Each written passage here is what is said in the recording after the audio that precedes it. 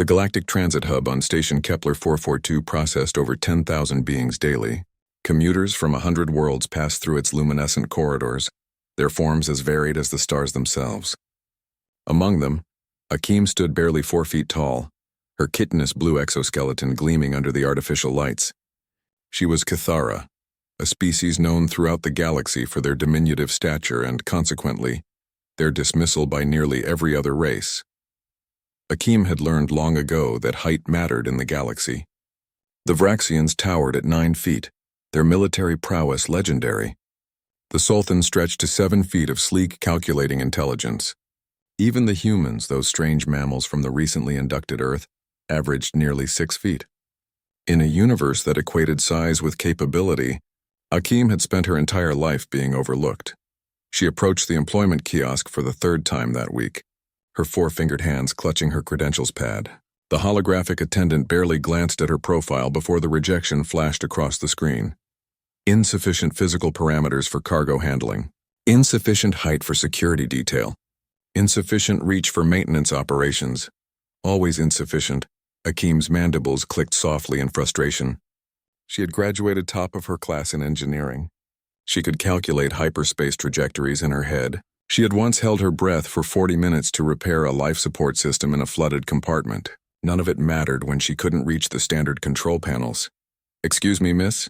The voice was warm, accented with that peculiar lilt humans carried. Akeem turned to see a man in a faded blue uniform, his bronze skin creased with smile lines, his graying hair tucked under a worn cap. His name badge read, "Harry Transit Operator." "Yes?" Akeem asked, expecting another pitying look or dismissive gesture. Harry gestured toward the massive transit bus idling at Platform 7. "You've been here 3 days straight trying those kiosks. You looking for work?" "The kiosks believe otherwise," Akeem replied, unable to keep the bitterness from her translator's output. Harry chuckled, a sound like gravel in a warm stream. "Kiosks are idiots. Pardon my language. I'm short a cooperator for the deep station route. Computer systems keep failing, and I need someone who actually understands the guts of these machines, not just some tall fellow who can reach the top shelf." Akeem's antennae perked forward. "You would hire me?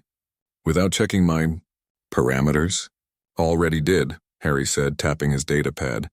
"Saw you fixing that junction panel yesterday when the technicians gave up. Took you 40 minutes and you did it right. They'd been trying for 6 hours. He extended his hand, that strange human gesture of greeting. "Question is, you interested?" For the first time in weeks, Akeem felt something other than resignation. "Yes, very much yes. The deep station route was no paradise. It serviced the mining colonies in the asteroid belt, 8-hour round trips through debris fields and radiation pockets. The bus was ancient, a Kronos-class hauler that predated modern safety standards. Harry piloted while Akeem learned the systems, and she quickly discovered why he needed her. The ship didn't just need an operator. It needed a miracle worker. 3 weeks into the job, disaster struck. They were transporting 47 passengers, Vraxian miners, Sultan administrators, a family of Torgaths, and a handful of humans, when the primary stabilizer failed mid-route. The bus lurched violently, throwing passengers against their restraints. Warning klaxons shrieked through the cabin. "Stabilizers gone." Harry shouted over the noise, fighting the controls. "We're caught in the asteroid drift. Impact in 4 minutes." The passengers erupted in panic.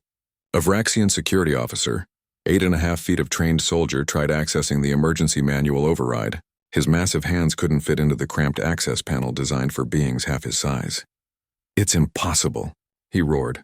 "The panel's too small." Akeem was already moving.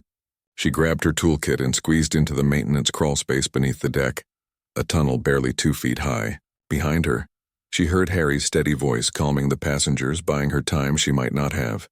The crawl space was a nightmare of exposed wiring and leaking coolant.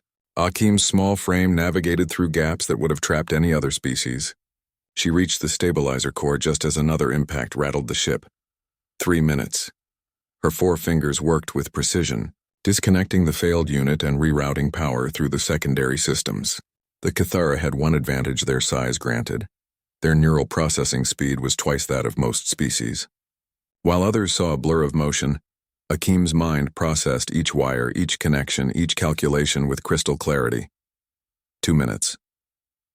Come on, she whispered, splicing the final connection. Her chitinous hands, so often dismissed as delicate, held firm against the vibrations threatening to shake her apart. 1 minute. She activated the override. The bus shuddered once, twice, then smoothed as the backup systems engaged. Through the crawlspace walls, she heard cheering. When Akeem emerged, covered in coolant and hydraulic fluid, the entire passenger compartment stood in ovation. The Vraxian officer, tears streaming down his scaled face, dropped to one knee. I dismissed you, he said quietly. I saw your size and assumed weakness. I was a fool. Harry helped Akeem to her feet, his weathered face split in a proud grin. Folks, he announced to the passengers, this is Akeem. She's 4 feet tall and just saved all 49 of us. He looked down at her, his eyes twinkling. Still think height matters in the galaxy? Akeem's mandibles formed the Cathara equivalent of a smile. Ask me again after I've reached that top shelf.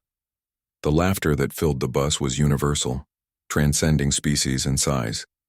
And when they docked at Station Kepler 442, Akeem had 47 job offers waiting. She turned them all down.